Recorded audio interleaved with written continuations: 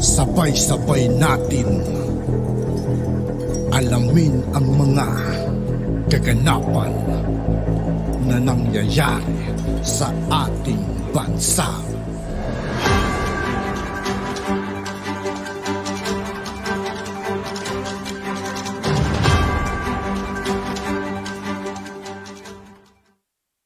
Yo, what's up mga kaibigan? This is I2K po again. Ngayon nandito ulit tayo sa channel ni Banat Kapanig TV at dito ulit tayo magbibigay ng komento at reaksyon. Pero bago ang lahat ng yan mga kaibigan, sa lahat ng hindi pa nakasubscribe kay Banat Kapanig TV, mag-subscribe na po tayo at huwag nyo rin pong kalimutan mag-subscribe dito sa aking channel.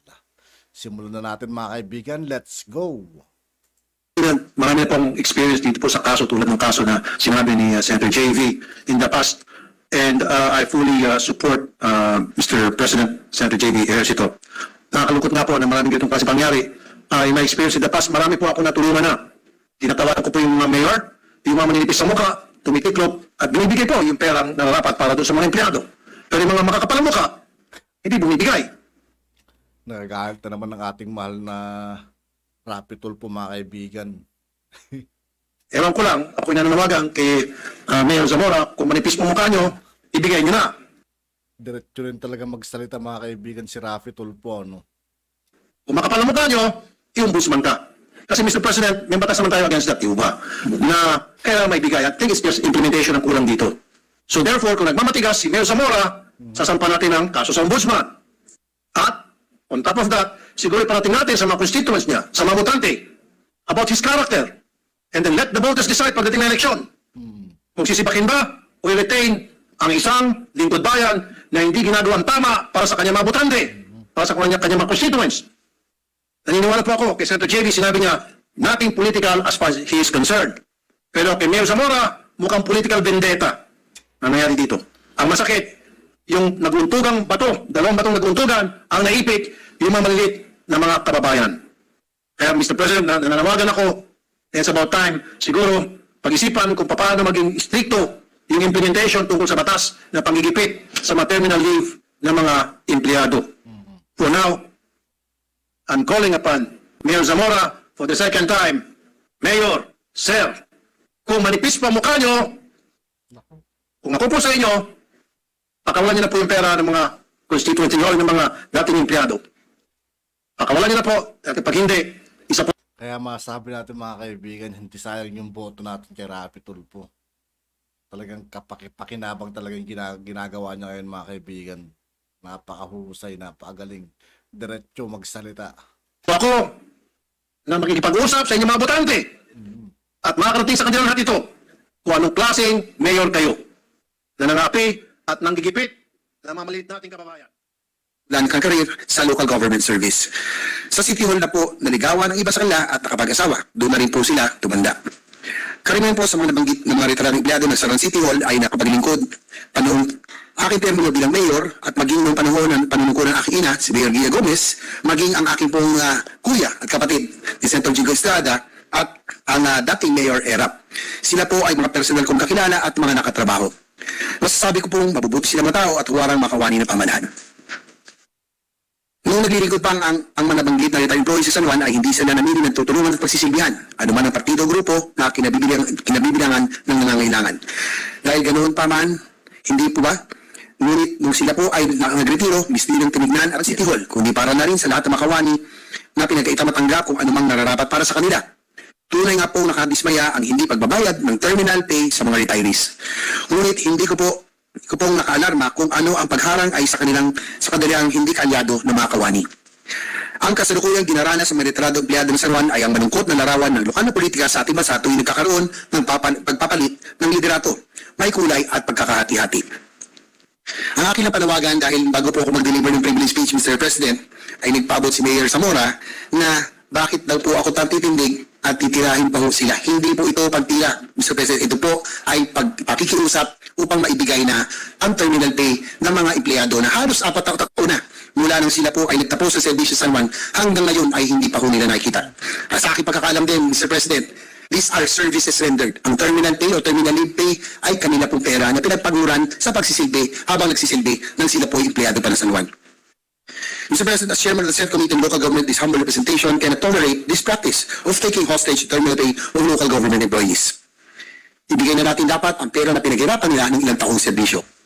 My office reached out to the Civil Service Commission to seek assistance for the above-mentioned retired employees. We still await for a favorable response from the Commission. One of the retirees also filed a complaint in the Anti-Red Tape Authority. However, up until now, there is no decision or resolution. 2 months ago, just a week before Christmas, I was once again visited by the said employees. I was hoping that during the Christmas season, baka may maganda ng balita, baka nakuha po nila ang kanila pong mga terminal pay after 3 years. But unfortunately, Mr. President, it seems that after exhausting all efforts to possibly amicably resolve their monetary claims, there was still no significant progress. In fact, Mr. President, I had the chance when I saw Mayor Zamora in one event, I reiterated a couple of times na sana naman ibigay na nila ang terminal pay. Ang sabi po niya ay wala daw kasi sa budget. But Mr. President, it's just prioritizing, no? If they were able to bring the employees, department heads, barangay officials, and some leaders to Karamuan, no, for a team building, that could have defrayed already probably 5 or 6 terminal leaves of these employees. Mr. President, it is very difficult to comprehend the unreasonable delay in the payment of terminal pay of retired employees who have satisfactorily complied with all the requirements asked from them. In fact, there is a law which ensures the early release of retirement pay, pensions, gratuities, and other benefits of retiring government employees. Republic Act Number 10154. It was back then sponsored and authored by our colleague here in the 19th Congress, Senator Bong Revilla.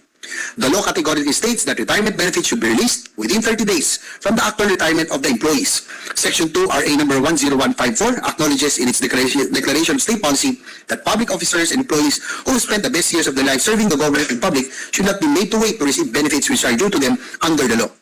Further, it was also reiterated that the highest priority shall be given to the payment or settlement of the pensions, gratuities, and or other retirement benefits of retiring government employees. There is even a penalty of suspension from service without pay from 6 months to 1 year in the event of unjustified failure or refusal to release retirement benefits due to an employee. Mr. President, malinaw po. Ang sabi ng batas, within 30 days of actual retirement, the employee should already get their terminal pay. It has been almost 4 years, Mr. President, and they are still waiting for their terminal pay. Para sa atin po siguro, maliit na bagay po yun, pero para sa ordinaryong kawani o empleyado ng pamahalaan, napakalaking bagay po ng terminal pay na sa kanilang pagretiro na magagamit pa nila sa kanilang pamilya o sa kanilang hanap buhay, no? sa kanilang pagretiro. It is indeed fair to say that most productive years of their careers and their lives are dedicated to service. These are years of opportunities that can never be brought back. If they are not paid what is due to them, there is no other way to describe this as political vendetta. To the retirees of San Juan and all other government units from one public servant to another, we thank you for your service, our people, and our country. Kaya nga po, Mr. President, ako po itumayo. I know that this is a local matter, but sabi ko sa kanila, kanina pa po sila lalapit. No? Nagayong pumunta na po sila sa mga ahensya, sa ARTA, nagpunta din tayo sa Civil Service Commission, pero mag-4 na taon na po ay inaantay pa po nila ang kanila pong mga terminal pay. Andito po ang address kanila, Mr. President, no? Si Dante Santiago, dati po namin konsyal at naging department head, 18 years of service. Si Ms. Immaculada Mauricio, dati pong Chief Administrative Officer ng aming pong San Juan Medical Center, 12 years of service. Dr. Apolinario Esquivel, dati po namin Medical Director, is also here, 25 years of service. At siyang dati kong Vice Mayor, naging konsyal at mga San Juan, si Mario Boy Celas, ay 31 years of service. Konsyal William Don, 9 years of service. At ito po, Mr. President, si Tita Bioli po. Iya po ay pumasok ng San Juan nung si Mayor Era pa, ang aking ama pa ang Mayor. Naka-shorts pa ako noon. Nakita niyo naman po, no? Tita Bioli, tayo kayo.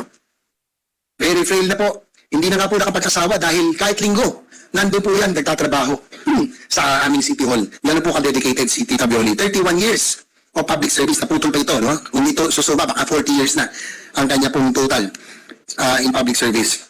At ang isa pa, si Vinia Monteagudo, 18 years of public service. Si Morel Decena, 17 years. So, Mr. President, yun lamang po ay kaya nga po ako tumayo. At yun nga po mga kaibigan, dito po nagtatapos ang ating reaction video. Muli ako po si I2K ng Sundalo ng Tunggalo at 811. Maraming salamat sa patuloy na pagsuporta. Yeah, peace out.